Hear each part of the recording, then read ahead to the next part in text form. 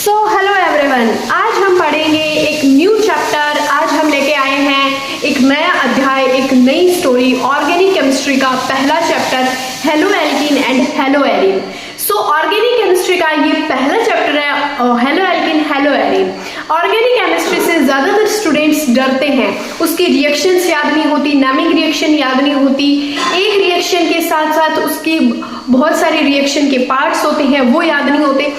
आज हम जो रिएक्शंस है, क्लासिफिकेशन है, वो सारा एक ट्रिक के साथ याद करेंगे, सबकी फिजिकल केमिकल प्रॉपर्टीज के बारे में डिस्कस करेंगे।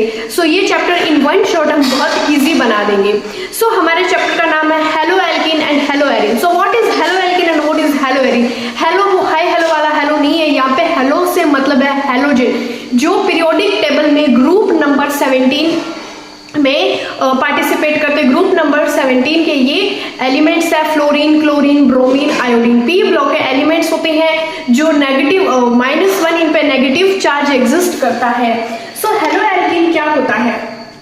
हेलो एल्कीन वो होता है जब कोई हेलोजन एटम कार्बन ग्रुप से अटैच होता है, तब हम उसको हेलो एल्कीन कहते हैं। हेलो यानी होता है हेलोजन, हेलो यानी हेलोजन, एंड एल्केन यानी कार्बन। जैसे मान लो CH3 लिखा है मैंने यहाँ पे, तो CH3 के साथ अगर कोई हेलोजन एटम जब हम ऐड कर देंगे, हेलोजन एटम जहां प्रेजेंट होगा वहां हम बोलेंगे हेलो एल्केन।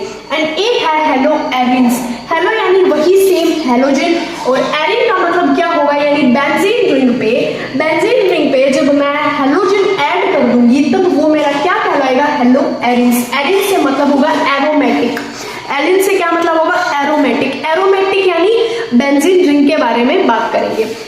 हेलो एल्कीन क्या है? जैसे मान लो मेरे पास CH4 था, मिथेन था, मिथेन से मेरे को एक हाइड्रोजन रिमूव करना है, और हाइड्रोजन रिमूव करके मेरे को हेलोजन क्या करना है, ऐड करना है। तो मैं क्या करूंगी, मैंने एक हाइड्रोजन रिमूव किया तो CH4 से CH3 में आ गया, और एक मैंने हेलोजन ऐड किया तो क्या बन गया, CH3X। मेरे को ये क्या मिल गया, हेलो एल्कीन।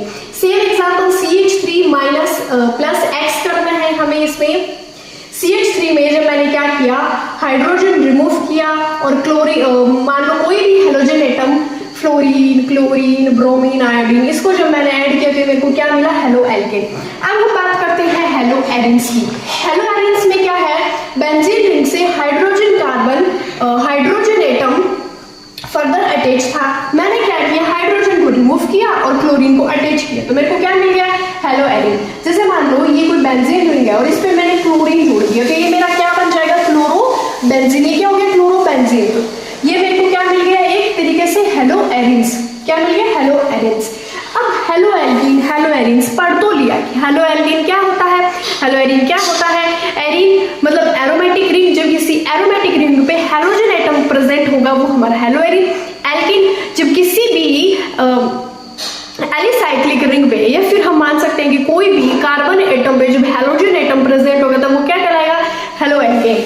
अब अगर हम इसके यूजेस की बात करें तो इसके यूजेस होते हैं, देखो बोर्ड एग्जाम में हेलो एल्कीन हेलो एरीन के यूजेस नहीं पूछे जाते हैं, बट अगर हम ऑर्गेनिक केमिस्ट्री पढ़ रहे हैं, ऑर्गेनिक कंपाउंड्स के बारे में स्टडी कर रहे हैं, तो फर्दर हमें पता होना चाहिए कि उसके यूजेस कहाँ कहाँ होता है। तो देखिए यूजेस कहाँ होता है, making pharmaceuticals, cleaning and decreasing used in dry cleaning. ये जो हेलो एल्कीन हेलो एरीन होता है ना, ये ड्रग्स बनाने में यूज होता है, और जो ड्राई क्लीनिंग के लिए जो सॉल्वेंट्स वगैरह यूज करते हैं, सॉल्यूशंस वगैरह, जब वो किसी भी ड्राई क्लीनिंग के लिए या फिर एजेंट डिक्रीज करने के लिए, उसमें भी इसका यूज होता है। रेफ्रिजरेंट्स एंड प्रोपेलेंट्स, CFS यानी क्लोरोफ्लोरोकार्बन, इसको मैकिंग यानी इसको बनाने के लिए भी इसका यूज किया जाता है। पेस्टिसाइड्स एंड इंसेक्टिसाइड्स यानी जो पौधों वगैरह में जो दवाई दी जाती है, पेस्टिसाइड, इंसेक्टिसाइड, उसमें भी यूज होता है। अदर ड्रग्स, और अदर क्या ड्रग्स में भी यूज होता है, एक होता है क्लोरोक्विन।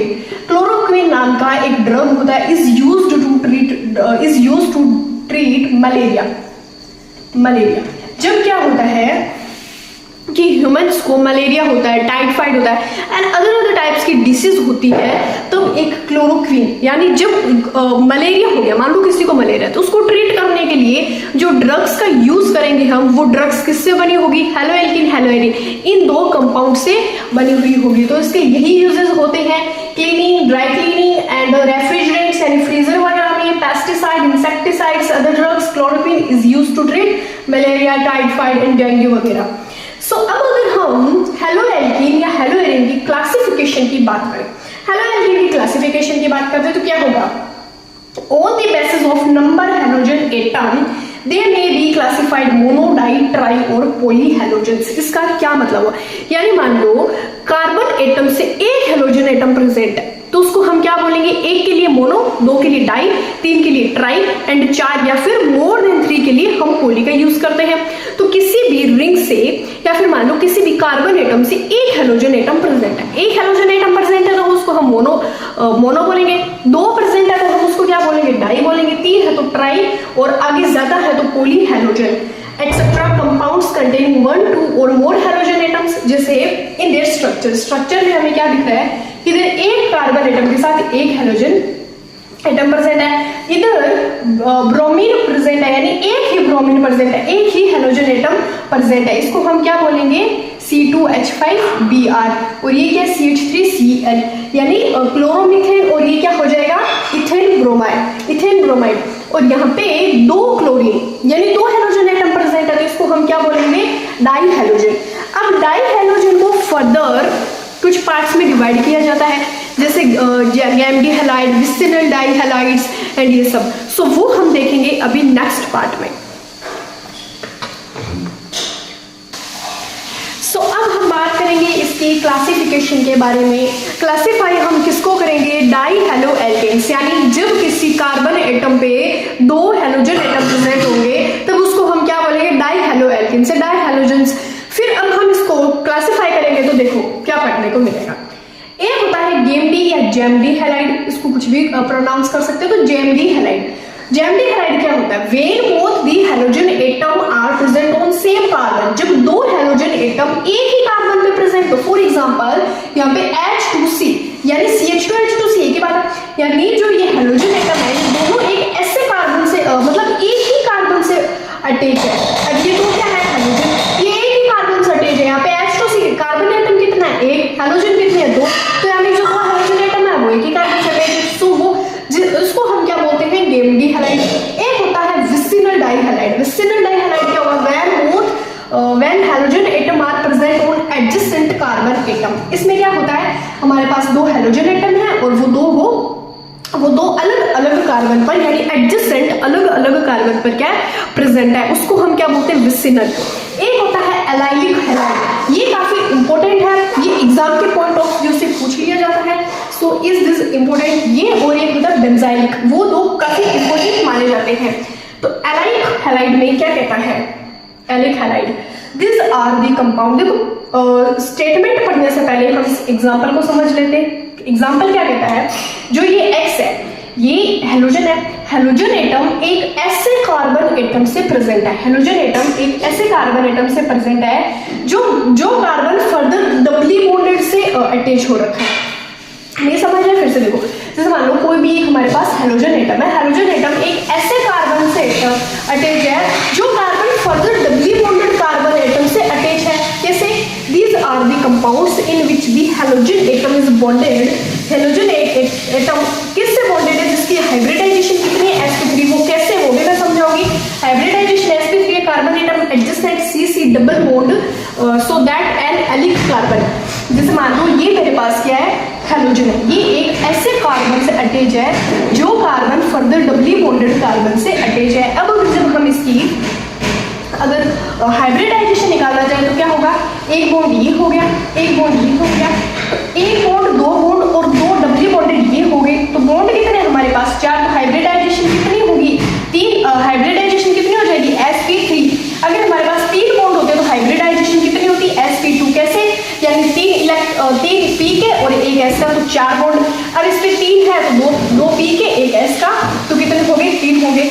अब इससे नेक्स्ट की बात करेंगे हम बेंजाइलिक हैलाइड। बेंजाइलिक हैलाइड से क्या समझ आ रहा है, यानी जो बेंजीन है उस पर कि हैलाइड अटैच हो रखा है उसको हम बेंजाइलिक हैलाइड बोलते हैं, बट ऐसा नहीं होता है। उसमें क्या होता है, जो बेंजीन होता है और जो हेलोजन होता है, हेलोजन एक ऐसे कार्बन से अटैच होता है जो बेंजीन की डबली बॉन्डेड कार्बन से अटैच होता है। कैसे, उसको हम एग्जांपल से नेक्स्ट पेज पे देखते हैं। सो अब कौन से हैलाइड के बारे में हम बात करेंगे, मैंने आपको बताया था बेंजाइलिक। बेंजाइलिक क्या बेंजाइलिक होता है। बेंजाइलिक वो नहीं होता कि जैसे ये बेंजीन है और इस पे हमने कोई भी बेंजीन जो हैलोजन ऐड कर दिया वो हमारा बेंजाइलिक, ऐसा नहीं होता है। वो कौन सा होता है? स्टेटमेंट पढ़ने से पहले डायग्राम यानी स्ट्रक्चर देख लेते हैं। ये देखो, ये बेंजीन है और ये हैलोजन एटम है। अब बेंजीन पे H2C यानी कार्बन ग्रुप अटैच है। कार्बन ग्रुप क्या है? अटैच है। तो ये जो हैलोजन एटम है ये एक ऐसे कार्बन से अटैच है जो फर्दर बेंजीन रिंग से जुड़ा है। कैसे? These are the compounds in which the halogen atom is bonded. Halogen atom is bonded to an sp3 hybridized. अभी sp3 हाइब्रिडाइजेशन कैसे, इस पे भी बात करेंगे। जो जिससे जुड़ा है उसके हाइब्रिडाइजेशन की थी sp3 carbon atom attach to an aromatic ring. कैसे? जैसे मान ली हैलोजन एटम है, ये मेरे पास क्या बेंजीन रिंग है, ये बेंजीन रिंग है और इस पे मेरे पास ये कार्बन ग्रुप है और ये X है। ये हैलोजन एटम जिससे जुड़ा है वो फर्दर जो हैलोजन जिस कार्बन से अटैच है फिर वो बेंजीन रिंग से अटैच है। तो बॉन्ड कितना हुआ? एक हैलोजन का और 3 इसका। अब जैसे CH2 है, एक H ये है, एक H ये, तो 2 3 और एक जो बेंजीन रिंग का, एक क्या हो जाएगा? बेंजीन रिंग का। तो कितने बॉन्ड हो गए? 4 बॉन्ड हो गए। तो हाइब्रिडाइजेशन कितनी होगी? sp3। जो हैलोजन एटम है वो कार्बन ग्रुप से अटैच है जो फर्दर बेंजीन रिंग से जुड़ा है, जो फर्दर बेंजीन रिंग की डबली बॉन्डेड से जुड़ा है। तो एक बॉन्ड इसका, 2 इसके और एक कार्बन का। बॉन्ड कितने हुए? 4। तो हाइब्रिडाइजेशन sp3।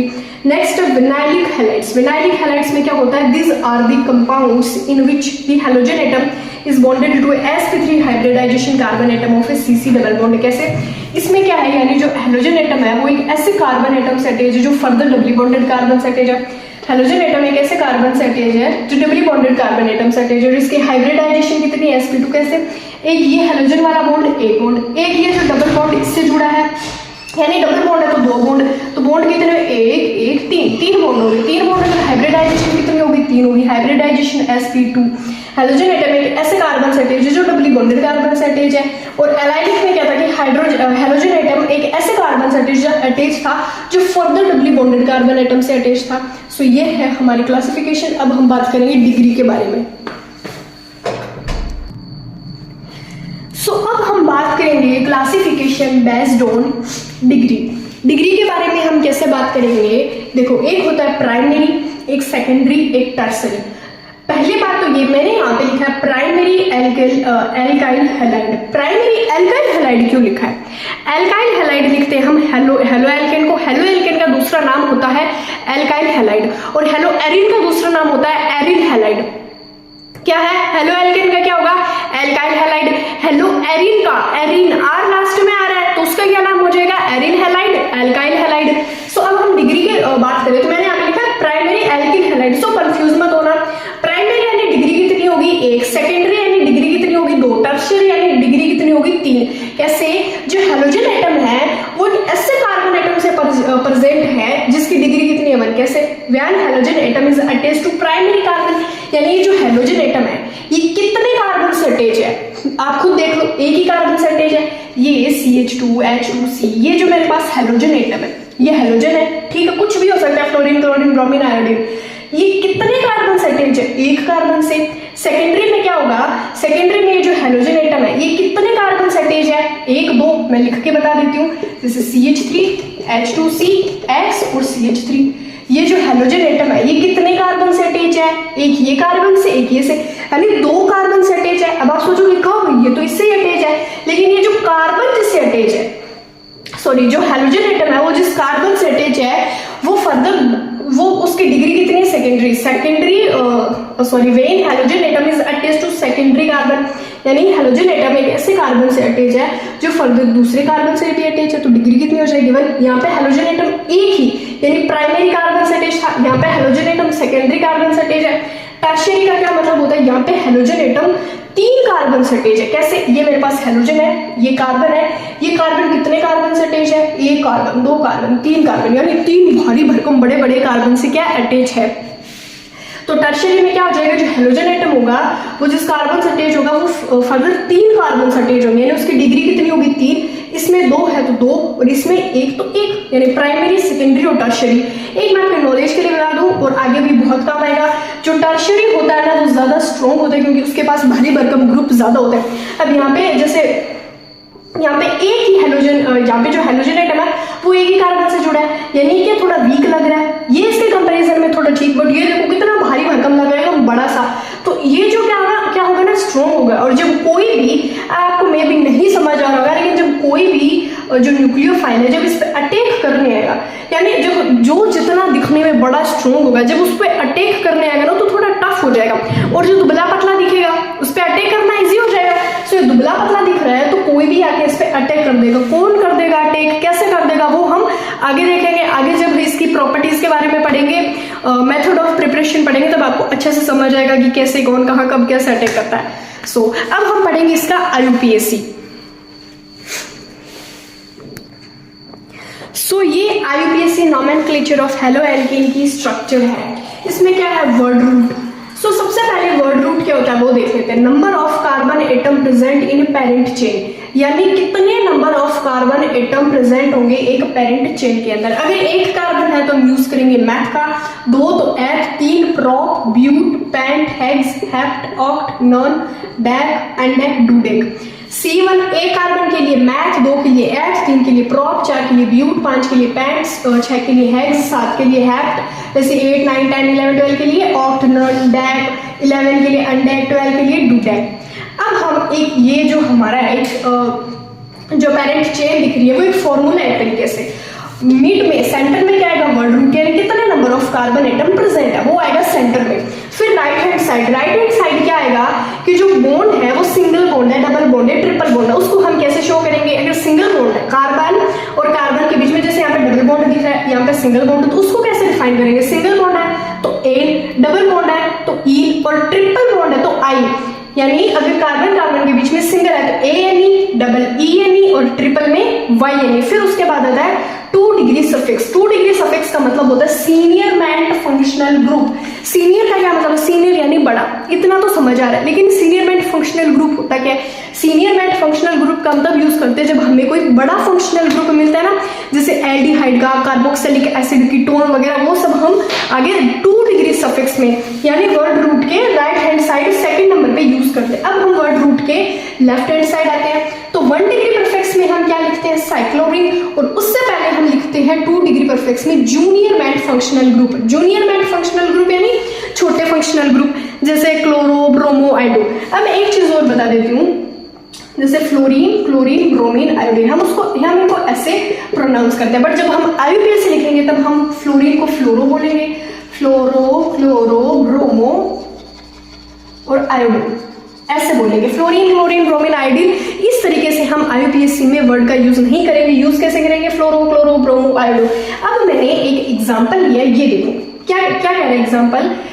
एग्जांपल में हमें क्या बनाना है, इसका नाम लिखना है। नाम कैसे लिखेंगे, पहले है Br और उसके बाद है Cl। तो क्या मैं ऐसे लिख सकती हूँ, अकॉर्डिंग टू यू पहले हमें फंक्शनल जो कार्बन एटम है उसका नाम लिखना है। कार्बन एटम का नाम मिड में लिखना है, तो पहले अगर मैं लिखूँ 1 ब्रोमो, और एक इसमें जो वर्ड लिखने होते हैं वो कभी कैपिटल नहीं लिखने होते, स्मॉल लेटर में नाम लिखे जाएंगे। तो फर्स्ट जो जूनियर मैंट ग्रुप है उसका मैंने लिख दिया 1 ब्रोमो, और आगे क्या लिख सकते हैं, 1 ब्रोमो के आगे आएगा 4 क्लोरो, 1 ब्रोमो और 4 क्लोरो, और बीच में ये डैश का यूज करना भी बहुत ज्यादा इंपॉर्टेंट होता है। 1 ब्रोमो 4 क्लोरो, और कितने हैं कार्बन एटम, 1 2 3 4 है, तो 1 ब्रोमो 4 क्लोरो, ब्यूट लिख दिया। देख लो 4 में ब्यूट का यूज करते ब्यूट। अब डबल बॉन्डेड है, डबल बॉन्डेड दिख रहा है, तो डबल बॉन्डेड के लिए मैं इन का यूज करूंगी, तो क्या आ जाएगा, butane. 1 bromo 4 chloro butane, 1 bromo 4 chloro butane. अब हम आगे और IUPAC एग्जाम्पल का डिस्कशन करेंगे।